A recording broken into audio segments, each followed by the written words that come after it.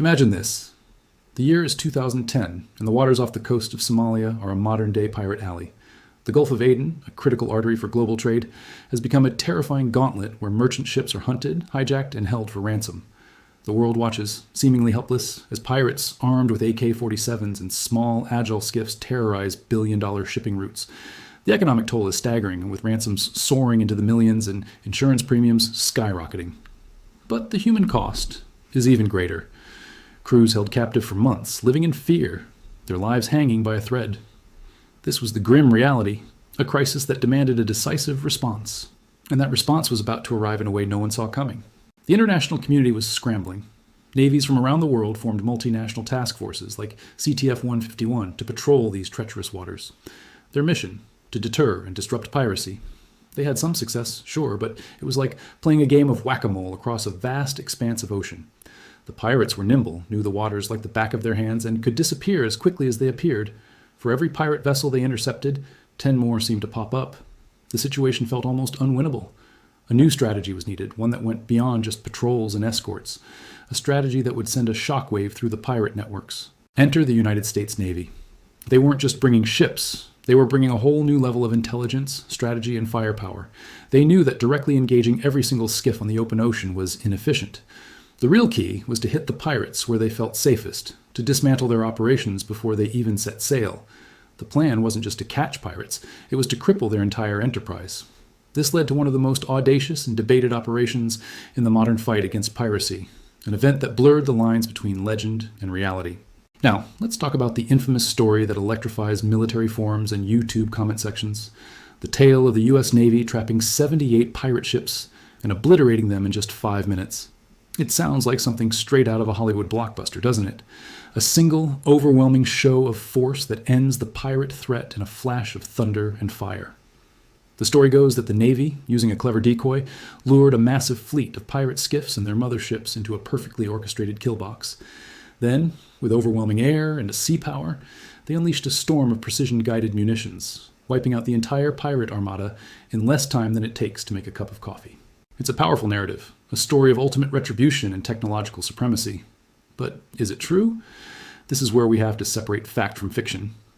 While the U.S. Navy and its allies conducted numerous successful anti-piracy operations, the idea of a single 5-minute battle that destroyed 78 ships is, to put it bluntly, a myth. There is no official record, no declassified report, no credible news source that substantiates this specific event. So, where did this story come from?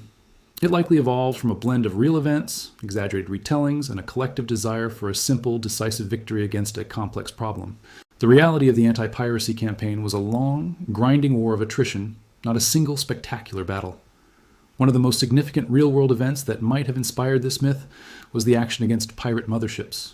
The Navy realized that the small skiffs had limited range. They were dependent on larger motherships, often hijacked fishing trawlers or dhows, that served as floating bases far out at sea. These motherships carried the extra fuel, weapons, and pirates needed to launch attacks deep into the Indian Ocean. Taking out these motherships became a top priority.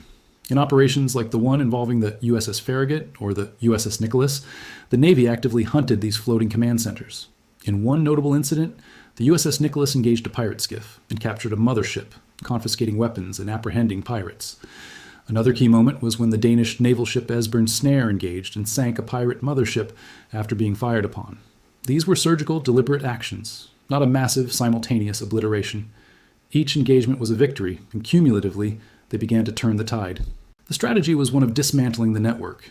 It involved intelligence gathering to track pirate leaders on land, financial investigations to disrupt their money laundering, and yes, direct military action at sea. The focus shifted from simply reacting to attacks to proactively destroying the pirates' capacity to operate. Navy SEALs conducted daring raids, helicopters provided overwatch and firepower, and destroyers patrolled the shipping lanes relentlessly. It was a complex, multifaceted campaign that required patience and persistence. Destroying a mothership wasn't a 5-minute affair. It was the result of days or even weeks of tracking and surveillance. The reason the 78 ships in 5 minutes myth is so persistent is because it speaks to a deeper truth about the technological gap. Could the U.S. Navy, if it chose to, unleash that kind of destructive power? Absolutely. A modern Arleigh-Burke-class destroyer, with its array of missile systems, naval guns, and helicopter support, could certainly make short work of unarmored skiffs. The legend taps into the awe-inspiring power of the American military machine.